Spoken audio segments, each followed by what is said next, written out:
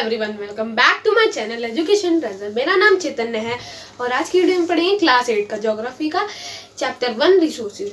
तो पहले हम जान लेते हैं रिसोर्सेज क्या होता है। रिसोर्सेज मतलब होता है anything that can be used to satisfy a need is a resource. यानी कि ऐसी कोई भी चीज़ जो हम अपनी ज़रूरत को पूरा करने के लिए इस्तेमाल कर सकते हैं वो रिसोर्स कहलाती है। जैसे कि ये मार्कर है, मैं इससे अपनी नीड को वीडियो बनाने के लिए इस्तेमाल कर रहा हूँ, तो ये भी एक रिसोर्स हुआ। और रिसोर्स अब हम पढ़ेंगे रिसोर्स, कोई ऑब्जेक्ट रिसोर्स कैसे बनती है। यूटिलिटी, पहले ये किसी चीज़ को ऑब्जेक्ट से रिसोर्स बनाने के लिए पहली चीज़ जो यूज़ होती है वो है यूटिलिटी। यूटिलिटी का मतलब ये होता है यूज़। यूटिलिटी और usability is what makes an object और सब्सटेंस अ रिसोर्स। यानी कि यूटिलिटी ही वो होती है या यूजेबिलिटी, दो शब्द हैं इनमें से आप कोई भी यूज़ कर सकते हो। यही कोई दो चीज़, यही यूटिलिटी वही चीज़ होती है जिससे कोई भी चीज़ रिसोर्स में बदलती है। इसका मतलब कि अगर को यूज़, यूटिलिटी का मतलब यूज़, तो जैसे कि कोई भी रिसोर्स है हम उसको रीयूज़ करते हैं तो यानी कि उसकी यूटिलिटी है। तो अगर कोई चीज़ ऐसी पड़ी हुई है उसका कोई यूज़ नहीं है तो वो रिसोर्स कहलाएगी क्या? वो हम उससे अपनी नीड तो पूरी कर नहीं रहे, तो इसलिए वो रिसोर्स नहीं कहलाएगी।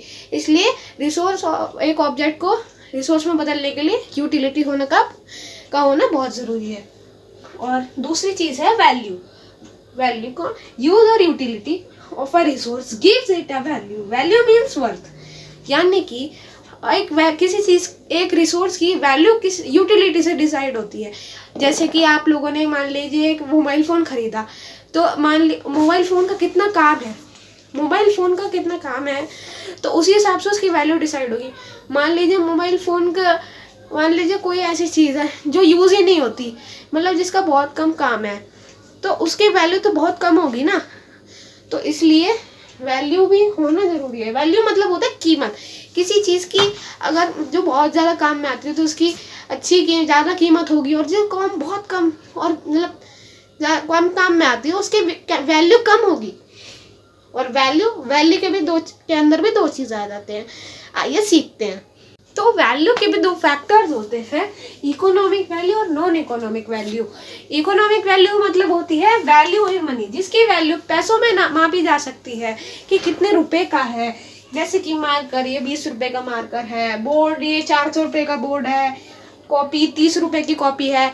जिन चीज़ की वैल्यू पैसों में मापी जा सकती है उनकी वैल्यू इकोनॉमिक वैल्यू, वो उसे इकोनॉमिक वैल्यू कहते हैं।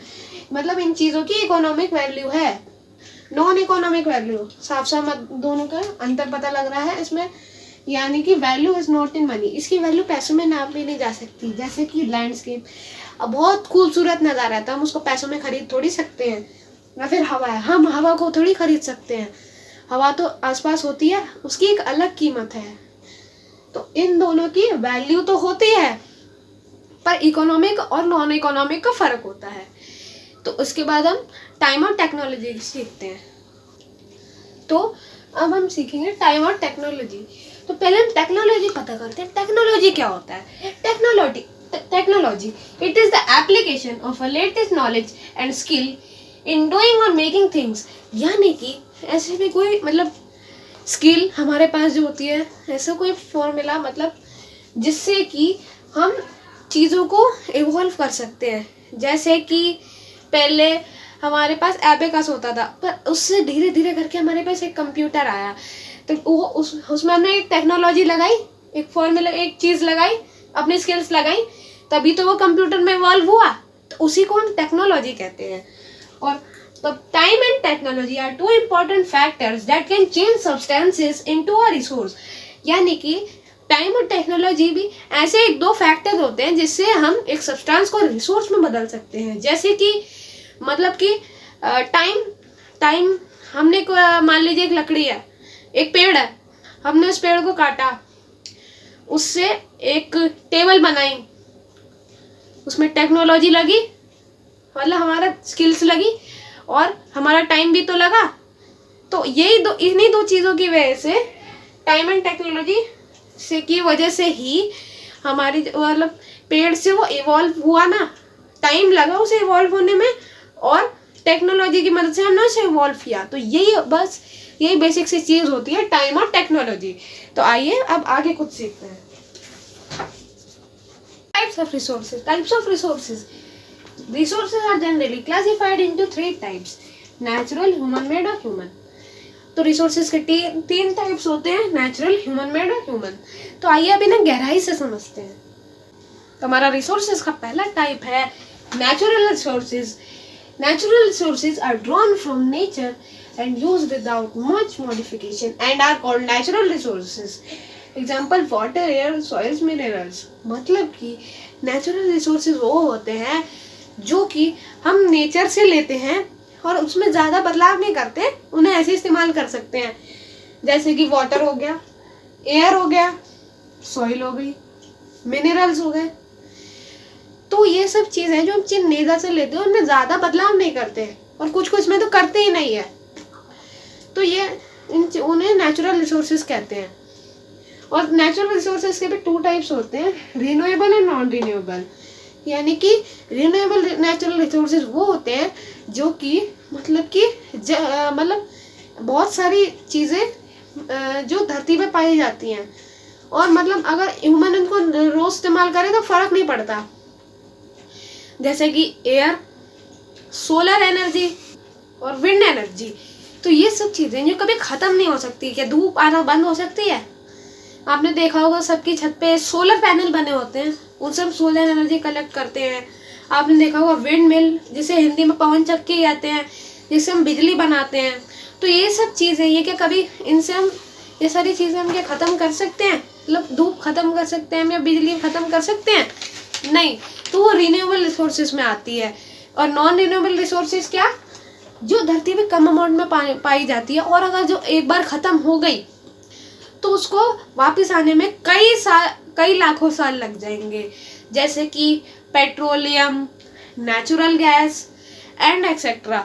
पेट्रोल जो फॉसिल जब ज़मीन में गड़ जाते हैं तो उनके जो गड़ते गड़ते जब लाखों साल जब डिकम्पोज हो जाते हैं तब उससे हमें पेट्रोलियम मिलता है।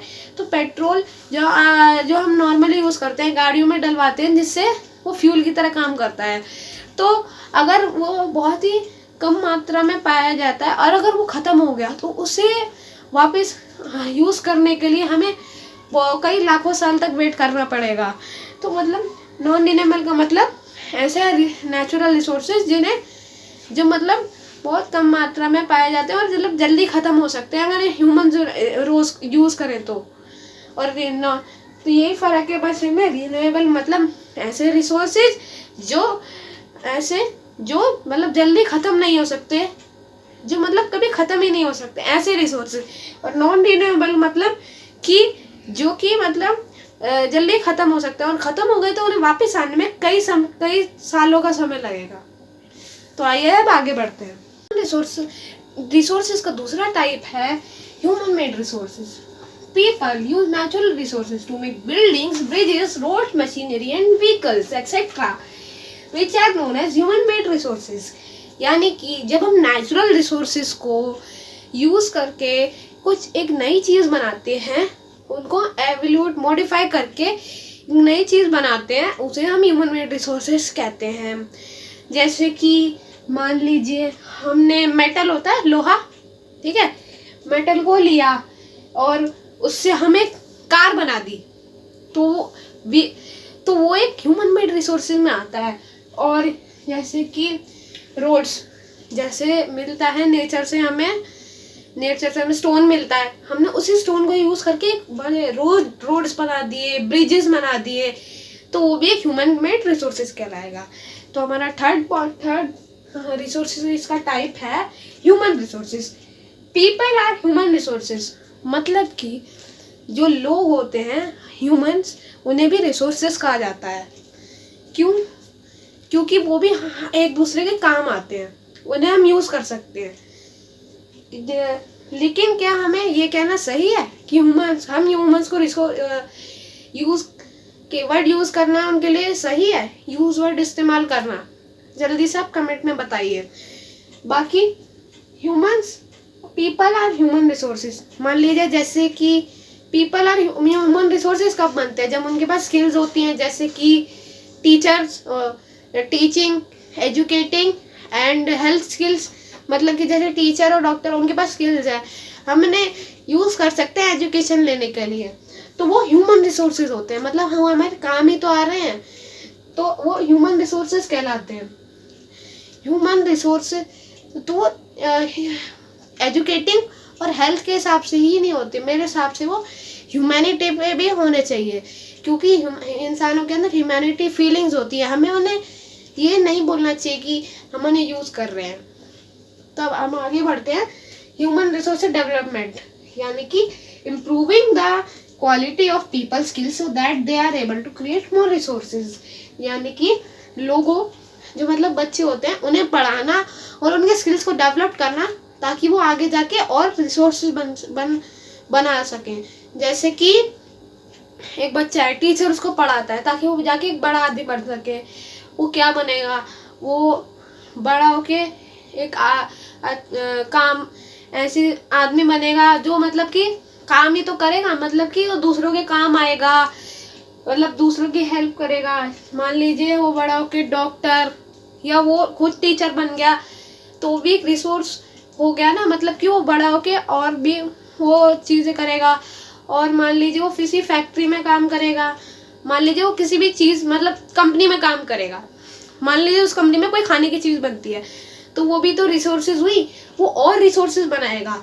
तो ये इसका मतलब यही है कि ह्यूमंस को इतना डेवलप करना कि वो और रिसोर्सेज बना सके, इस उन्हें ह्यूमन रिसोर्स डेवलपमेंट कहते हैं। तो आइए अब आगे बढ़ते हैं, सीखते हैं रिसोर्स कंजर्वेशन के बारे में।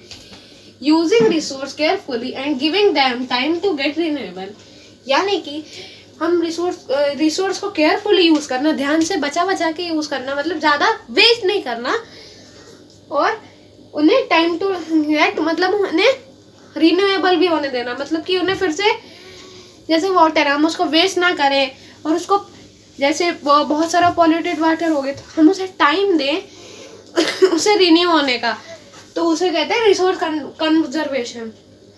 उसके बाद आता है sustainable development, balancing the need to use resources and also conserve them for the future, यानी कि मतलब जो अभी प्रेजेंट चल रहा है उसमें भी संभाल के यूज करना, और उसमें भी बचाना कि हमारी फ्यूचर की आने वाली जनरेशन है वो भी उसे यूज कर सके, उसे इसका मतलब होता है सस्टेनेबल डेवलपमेंट होता है ये, यानी कि अभी भी जो है उसको ध्यान से यूज करना और उसमें से भी बचा लेना, ताकि हमारी फ्यूचर वाली जनरेशन जो आए उनके लिए बचा लेना, ताकि वो भी यूज कर सकते, इसे कहते हैं, ये होता है सस्टेनेबल डेवलपमेंट। तो आइए अब आगे सीखते हैं। तो अब हम सीखेंगे सस्टेनेबल डेवलपमेंट के प्रिंसिपल्स। तो पहला प्रिंसिपल है respect and care for all forms of life, तो जो धरती पे जीव जंतु रहते हैं हमें उनका सम्मान करना चाहिए।